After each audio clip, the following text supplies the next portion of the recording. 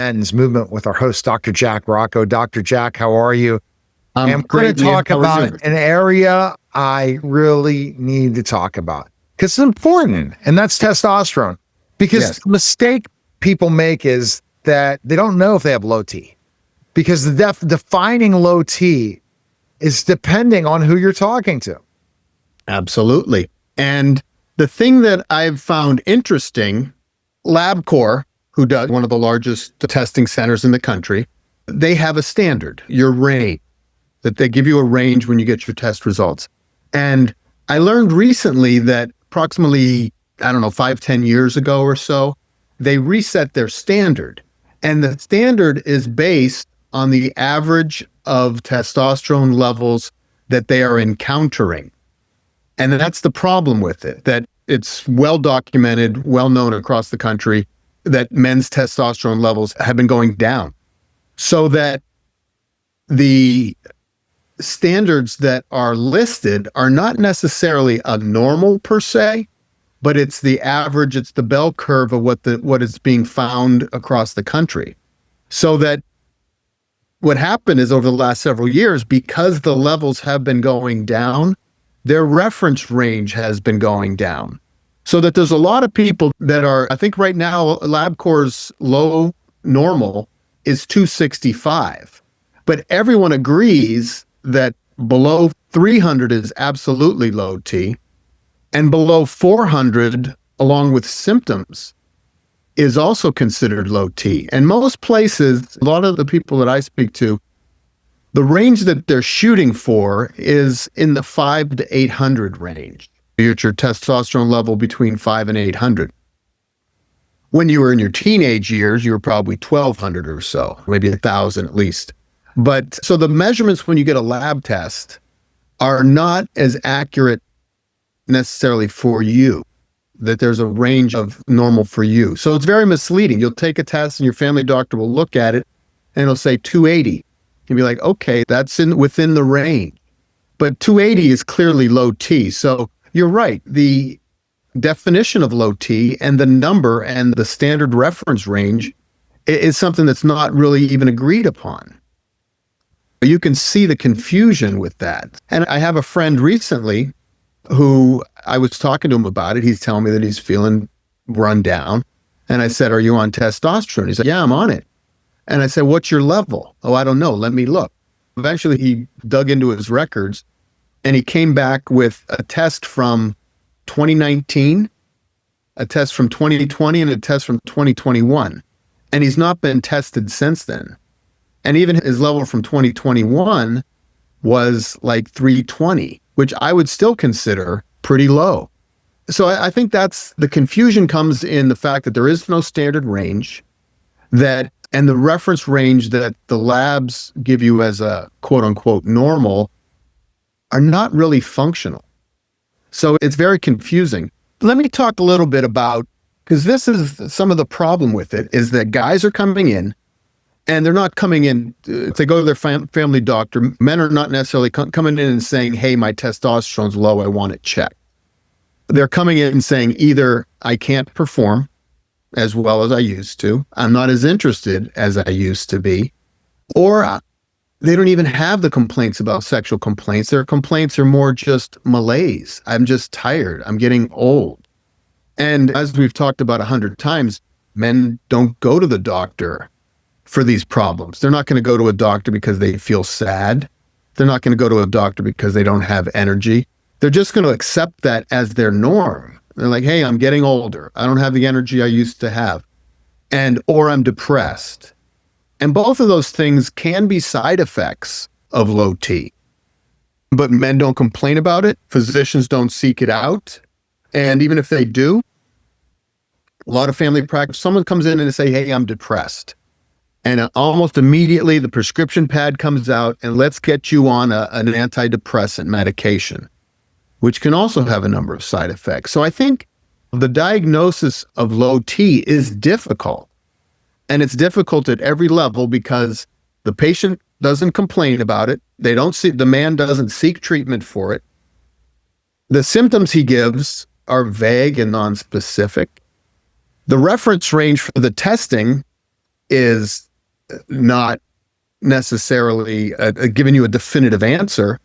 And physicians, I think a lot of family physicians either don't have the time or don't have the expertise or interest in getting into testosterone replacement, because it's a controversial thing. And you can argue for a number of reasons. Coming up with the diagnosis is not easy. No. And I think that that's one great thing that we offer as a strength, that through the men's clinic, the Ultimate Men's Clinic, that's what we focus on. That's our focus. It's something that we're driven by and we understand the nuances of. So I think you're more likely to get a good diagnosis, a proper diagnosis. You're more likely to get an interpretation of your results, which is accurate. And you're more likely to get a treatment which puts you into the therapeutic range for testosterone.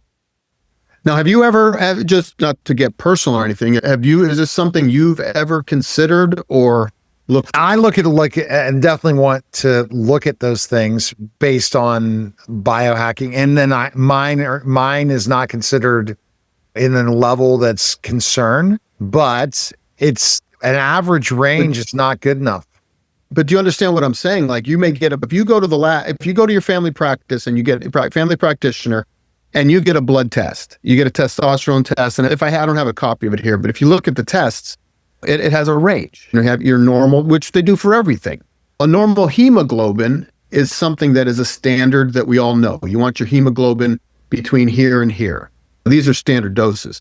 But the problem with men with testosterone is that we know that diet has lowered men's testosterone, medications, the plastics, our diet, the plastics in our water, and just the toxins we're exposed to, the stress that men are under, the lack of sleep, for any number of reasons. There's no question that men's testosterone is down, so that you get a level that's based on a bunch of other low-performing or low-level patients.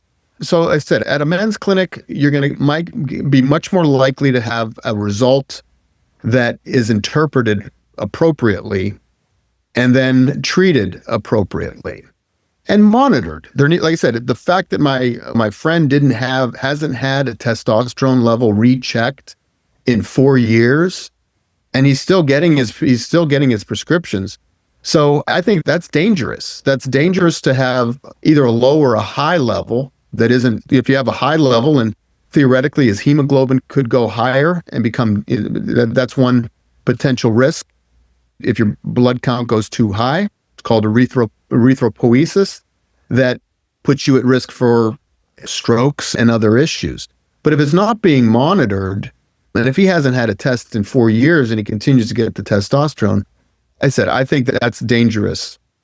Especially if you're getting it, that makes no sense. If you're not getting testosterone in your average range, and we're defining that, and this is something that came out. I was listening to Dave Asprey's podcast. I'm going to get your medical opinion, because Dave Asprey is not a medical professional. He is a biohacker, and he biohacks that they should never have came out with testosterone replacement therapy causes heart problems when it helps your overall health.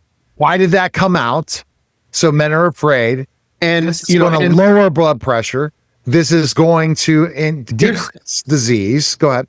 Yeah, I just read about this recently, that the study that they quoted, I think it was from 2014 or so, there was a study that showed that there was a higher increase of cardiovascular effects in patients who were on testosterone.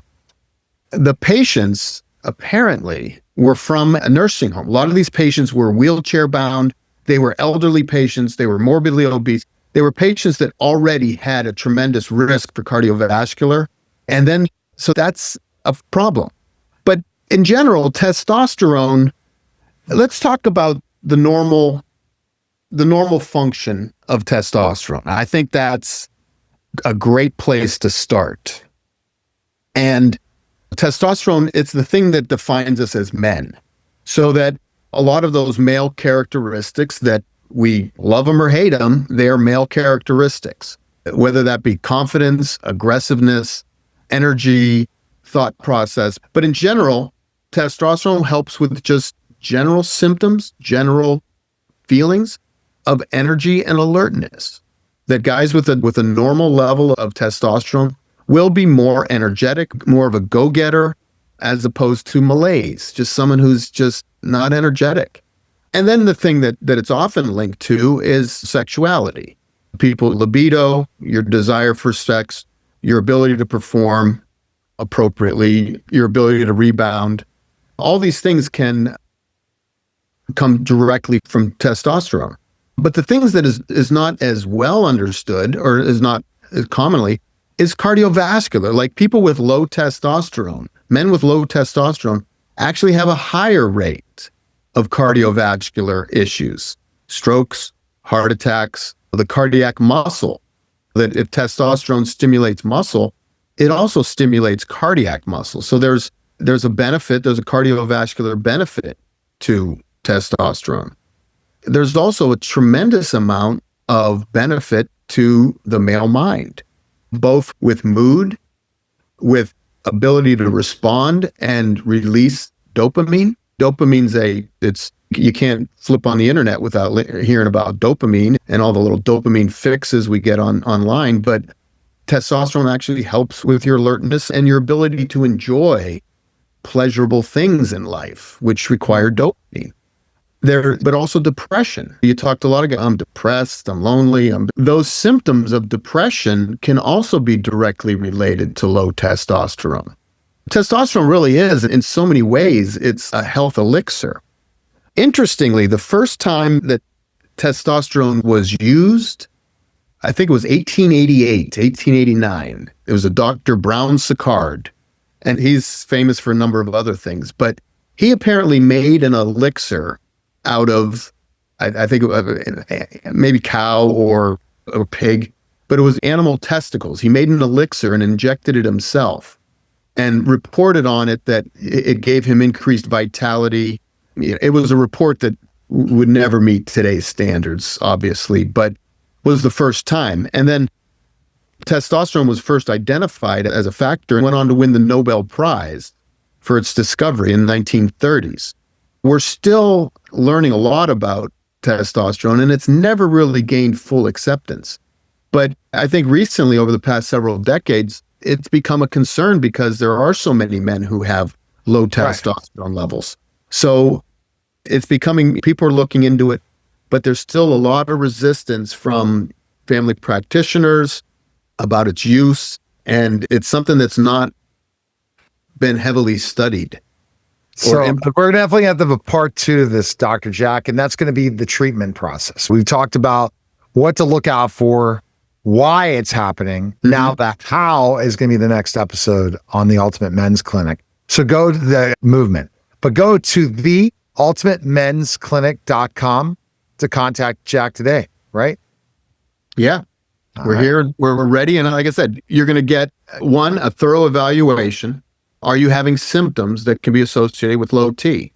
Number 2, you're going to get a blood test that will be read accurately as in conjunction with your symptoms. 2 or 3, the prescriptions are issued by a physician who's you can go to. A lot of these testosterone clinics that are up and about, it's just pumping out testosterone. They're not talking about any other issues that are related to testosterone. So that was my goal from the start, is something where men can be treated for everything that ails them and focus predominantly or significantly on testosterone and ED, but also be able to treat these things that go along with it and be able to determine what is a true symptom, or the dangers of what there might be something else going on here besides testosterone. And I think we offer that more of a full service experience here. All right. Thanks, Dr. Jack. All right. That was a special simulcast Neil Haley show on the Ultimate Men's Movement, guys. Take care.